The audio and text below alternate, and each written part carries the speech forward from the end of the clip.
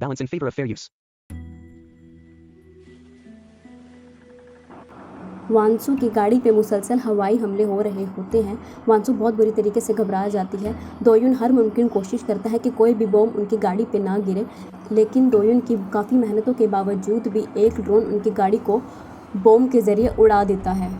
उनकी पूरी गाड़ी में आग लग जाती है और गाड़ी पलटे खाते हुए रोड पे जा गिरती है।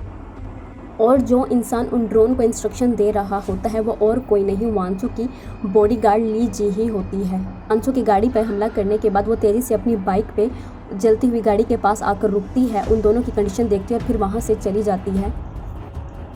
गाड़ी जो उलट चुकी होती है, दोयुन उसमें पड़ा होता है। थोड़ी देर के बाद दोयुन को होश आता है। वो तेज़ी से गाड़ी से बाहर निकलता है और वांसू को गाड़ी से बाहर निकालने में भी कामयाब हो जाता है। वह वांसू को लेकर अभी थोड़ी ही आगे चला होता है कि एकदम गाड़ी में धमाका होता है और गाड़ी के टुकड़े टूटकर दोयुन की कमर के अंदर बुरी तरीके से धंस जाते हैं। दोयुन बेहोश होकर वांसू के ऊपर ही गिर जाता है। अगले सीन में दिखाया जाता है हर तरफ पुलिस ही पुलिस और मीडिया होती है। दोयुन को पुलिस हॉस्पिटल में ले आती है। दोयुन का इमरजेंसी ऑपरेशन स्टार्ट किया जाता है और उसके कमर से तमाम टुकड़ों को बाहर निकाल लिया जाता है। सिक्योरिटी गार्ड ली जी ही उसका ऑपरेशन होता हुआ देख रही होती है और काफ़ी ज़्यादा गुस्से में मालूम होती हैं। थोड़ी देर के बाद दोयुन का डॉक्टर बाहर आता है और आकर मिस्टर पार्क को बताता है कि ऑपरेशन कामयाब हुआ है। हम दोयुन को जनरल वार्ड में शिफ्ट कर रहे हैं, उम्मीद है उसको जल्द ही होश आ जाएगा। मिस्टर पार्क ली जी ही को बोलते हैं कि वो दोयुन के ऊपर नज़र रखें और उसकी हिफाजत करें। वो मीरान को जाकर इन तमाम बातों के बारे में रिपोर्ट करते हैं। दूसरी तरफ वांसू जो कि वीआईपी रूम में होती है, उसको होश आ चुका होता है। लकीली वांसू को कोई भी जख्म नहीं आया होता क्योंकि दोयुन ने उसको बचा लिया होता है। जैसे ही वांसू होश में आती है, वो तेज़ी से अपने हस्बैंड से अपने बॉडीगार्ड्स का पूछती है तो किम यंग-कुक बताता है कि उसके दोनों बॉडीगार्ड बिल्कुल ठीक हैं और जनरल वार्ड में है, वो लोग जल्द ही रिकवर कर जाएंगे। वांसू दोयुन के लिए बहुत ज़्यादा परेशान होती है। उनको जनरल वार्ड में शिफ्ट कर दिया जाता है। किम यंग-कुक भी दोयुन को विजिट करने के बाद वहाँ से चले जाते हैं। ली जी ही इससे पहले दोयुन के साथ कुछ करती है, उसकी नज़र वहाँ पर लगे हुए कैमरास पे पड़ती है, जिसकी वजह से वो दोयुन के साथ कुछ भी नहीं कर पाती। बॉडीगार्ड ली जी ही हॉस्पिटल से बाहर आकर किसी को फ़ोन करती है और कहती है वो दोनों जिंदा बच गए हैं, हमारा मिशन फेल हो गया है। अगले दिन वांसू को दिखाया जाता है जो कि अपने रूम से बाहर आती है और रिसेप्शनिस्ट से दोयुन के रूम का पूछकर उसके रूम में जाती है और वो अंदर दाखिल होकर ये देखकर शॉक में रह जाती है। एक बॉडीगार्ड तो वहाँ पर होता है लेकिन दोयुन अपने बिस्तर पर नहीं होता। दोयुन को दिखाया जाता है जो कि हॉस्पिटल के गार्डन में होता है और अपनी पुलिस ऑफिसर साथी के साथ मुलाकात कर रहा होता है जो कि एक लेडी होती है। वो एक्सीडेंट होने वाली तमाम जगह की सीसीटीवी फुटेज कैमरा की रिकॉर्डिंग उसको देती है और बोलती है अगर मज़ीद मदद चाहिए हो तो वो ज़रूर दोयुन को कॉल करे। दोयुन उसका शुक्रिया अदा करता है। मिस्टर पार्क किम यंग-कुक के रूम में जाते हैं तो किम यंग-कुक एक पैसों का भरा हुआ बैग दोबारा से निकालते हैं और मिस्टर पार्क को देते हैं और जाते हैं कि ये पैसों से भरा हुआ बैग है, तुम्हें पता है क्या करना है, जाओ इसको 8 स्टार गैंग होटल में ले जाओ। मिस्टर पार्क उस बैग को उठाते हैं और स्टार गैंग होटल के अंदर एंटर हो जाते हैं। जो कि पाक मीरान के लॉयर होते हैं, वो पाक मीरान को बताते हैं कि नौ फाउंडेशन के अंदर किम यंग-कुक ने फ़ंड का घपला किया है और वो उन पैसों को अपने ज़ाती अकाउंट में डाल रहा है। तो पाक मीरान उसकी बातों पर ध्यान नहीं देती और कहती है मेरे बेटे को भी तो पैसों की ज़रूरत हो सकती है, जो वो करता है उसको करने दो और उसके ऊपर नज़र मत रखो। मिस्टर हान पाक मीरान के कहने पे योमिन से बात करने के लिए आते हैं और उन दोनों को मनाने की कोशिश करते हैं, लेकिन वो दोनों मिस्टर हान की बात नहीं मानते और कहते हैं जाकर अम्मी को बता दो, हम उसी वक्त आप लोगों से सुलह करेंगे जब वांसू हम लोगों से माफ़ी मांगने के लिए आएगी। दूसरी तरफ वांसू की हॉस्पिटल से छुट्टी हो चुकी होती है। वो जाने से पहले दोयुन से मिलने के लिए उसके रूम में आती है। वो दोयुन को देखकर बहुत बुरी तरीके से इमोशनल हो जाती है और पूछती है तुम कैसे हो। तो दोयुन उसको एक टैब उठा कर देता है और कहता है मैं फोटोज चेक कर रहा हूँ और मालूम कर रहा हूँ कि आपके ऊपर हमला किसने करवाया।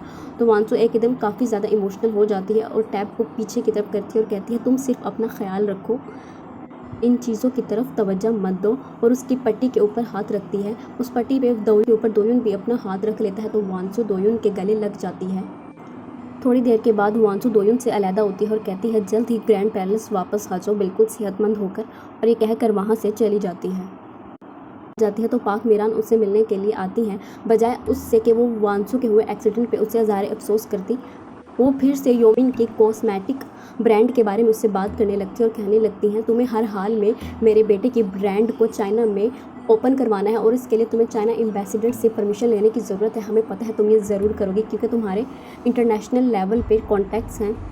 पाक मीरान वांसू को मज़ीद बताती है कि तैरा कबाई जो कि हांगकांग में फ़ंड मैनेजर है, वो भी मेरे बेटे की हेल्प करने वाला है चाइना के अंदर मेरे बेटे के ब्रांड को इस्टेब्लिश करने के लिए। तो तुम्हें हर चीज़ पर ध्यान रखने की ज़रूरत है कि अब कोई भी गड़बड़ ना हो। वांसू खामोशी से अपनी सास की बातें सुनती है। तैरा की माँ तैरा से मिलने के लिए आती है तो घर की बटलर उसको घर में एंटर होने नहीं देती। वांसू वहाँ पर आती है और तैरा की माँ को लेकर घर के अंदर चली जाती है और फिर उन दोनों को वार्न करती है, आपकी बेटी को मैं यहाँ पर लाई हूँ और मैंने ही इसे यहाँ पर रखा है। मैं चाहूँ तो अभी और इसी वक्त आपकी बेटी को रोड पर बाहर फेंकवा सकती हूँ, इसलिए अपनी हद में रहें। तैरा की माँ बहुत बुरी तरीके से घबरा जाती हैं। तो वांसू कहती है, तुम लोग फैमिली में शामिल होना चाहते तो फैमिली की हद तक ही रहो। अगर तुम लोगों ने दोबारा से बिजनेस में इंटरफेयर करने की कोशिश किया, तुम्हारे भाई ने योमिन की कोई हेल्प करने की कोशिश की, तो मुझसे बुरा कोई भी नहीं होगा। तैरा की माँ बहुत बुरी तरीके से वांसू के अंदाज से डर जाती हैं और असबाहत में सर हिला देती हैं। वांसू अपने भाई हांसू से नव फाउंडेशन की बहुत अहम फाइल के बारे में पूछती है जिनके ऊपर नव फाउंडेशन टिकी हुई होती है। तो उसका भाई वांसू को बताता है कि वो फाइल तो मिस्टर हान के पास है। वांसू कहती है, मुझे वो फ़ाइल हर हाल में चाहिए। मैं मीरान को सज़ा देना चाहती हूँ और इसी तरीके से मुमकिन है जब मुझे वो फ़ाइल मिल जाए। अब मैं मिस्टर हान से वो फ़ाइल कैसे निकलवाऊँ। दूसरी तरफ मीरान कमरे को नॉक करती है तो उसके अंदर से मिस्टर हान बाहर निकलते हैं। मीरान मिस्टर हान को शराब की बोतल दिखाती है तो मिस्टर हान मुस्कुराने लगते हैं और मीरान को लेकर रूम के अंदर एंटर हो जाते हैं। अपनी माँ को मिस्टर हान के रूम में जाता हुआ किम यंग कुक देख लेता है। उसे अपनी माँ पर बहुत ही ज़्यादा गुस्सा आता है। वो काफ़ी ज़्यादा खुद को बेबस महसूस करता है। ऐसा मालूम होता है पार्क मीरान और मिस्टर हान का आपस में अफेयर है। किम यंग कुक माजी में झांकता है जहाँ पर वो देखता है उसकी माँ मिस्टर हान के साथ लेटी हुई होती हैं और इसी वक्त किम यंग कुक वहाँ पर आ जाता है और फिर रोते हुए अपनी माँ से पूछता है, आप कैसे किसी और मर्द के साथ अफेयर रख सकते हैं। अगर आपको पापा ने देख लिया इनके साथ तो फिर क्या होगा। तो पाक मीरान कहती हैं, तुम्हारे बाप को इस बारे में पहले से ही पता है, चलो जाओ और जाग कर सो जाओ। किम यंग कुक बुरी तरीके से रोने लगता है। अब हाल का सीन दिखाया, पूछने उसके रूम में आते हैं तो दोयुन फिर से जुनहुक और अपने दोस्त जुनहुक और चेयरमैन किम दो की मौत के बारे में बात करने लगता है और मिस्टर पार्क से मिन्नतें करता है अगर उसको इस बारे में कुछ भी मालूम है तो वो उसकी मदद करे, वो उसके शुक्रगुजार होगा। दोयुन बहुत ही बुरी तरीके से उसके रूम में आती है और रूम में आकर बोलती है, मुझे नाउ फाउंडेशन की कुछ इंपॉर्टेंट फाइल है वो चाहिए जो कि मिस्टर हान के ऑफिस में है, जिसके ऊपर सख्त सिक्योरिटी है। मुझे नहीं मालूम तुम वो कैसे निकाल कर लाओगे, बट मुझे वो फ़ाइल चाहिए। तो दोयुन असबात में सर हिला देता है और कहता है, वो फ़ाइल रूम पर मिस्टर हान के फिंगरप्रिंट्स के निशान होते हैं जिनके बगैर दरवाज़ा नहीं खुल सकता। तो दोयुन गिलास हान की उंगलियों के निशान को लेता है और कंप्यूटर के ज़रिए उन्हें मिस्टर हान की उंगलियों के निशानों को एक नकली अंगूठे पर ले आता है और मिस्टर हान के ऑफिस पर जाकर लगाता है तो उनका दरवाज़ा खुल जाता है। मिस्टर हान हो जाता है और मिस्टर हान का पूरा ऑफिस छान मारता है नौ फाउंडेशन की फाइल्स के लिए। ली जे ही दोयुन को मिस्टर हान के ऑफिस में जाता हुआ देख लेती है। दोयुन एक घड़ी के अंदर सीक्रेट कैमरा भी लगा देता है। ली जे ही जाकर मिस्टर हान को बता देती है कि दोयुन अभी अभी उनके ऑफिस के अंदर गया है। मिस्टर हान तेज़ी के साथ अपने ऑफिस की तरफ जाने लगते हैं। काफ़ी ज़्यादा कोशिशों के बाद फाउंडेशन की फाइल्स भी मिल जाती हैं जिन्हें वो तेज़ी से अपने बैग में डाल लेता है और जैसे ही वो उस बिल्डिंग से बाहर निकलता है मिस्टर हान भी अपने ऑफिस में एंटर हो जाते हैं। मिस्टर हान को पता चल जाता है कि दोयुन उनके कमरे में क्या लेने के लिए आया था। वो मीरान को फ़ोन कर बता देते हैं। मीरान को बहुत ही ज़्यादा गुस्सा आता है वांसू पे।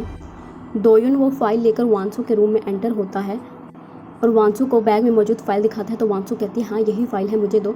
तो दोयुन वांसू को फ़ाइल देने से कहता है, अगर आप ये अपने पास रखेंगे तो आपकी जान को खतरा हो सकता है, मुझ पर यकीन रखें और ये फ़ाइल मेरे पास ही रहने दें। तो वांसू बोलती है, मुझे आप पर यकीन है।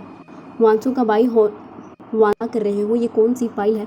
उसी वक्त कुछ लोग वांसू के ऑफिस में एंटर। एक ऑफिसर आगे होकर वांसू को बोलता है, हमें मालूम हुआ है कि नौ फाउंडेशन के अंदर फंड्स का घपला किया जा रहा है, इसलिए हम नौ फाउंडेशन की हर चीज़ के बारे में सर्च करेंगे और यहाँ पर मौजूद तमाम सबूत अपने ऑफिस लेकर जा रहे हैं। वो फिर से एक परमिट निकालता है और वांसू के भाई की तरफ करके बोलता है, आपको नौ फाउंडेशन में इल्ज़ाम में अभी और इसी वक्त गिरफ्तार किया जाता है। वांसू का भाई होन्सू बुरी तरीके से शौक में आ जाता है और वांसू का भी यही हाल होता है और दोयुन इन तमाम सिचुएशन को समझने की कोशिश कर रहा होता है कि अचानक हुआ क्या है।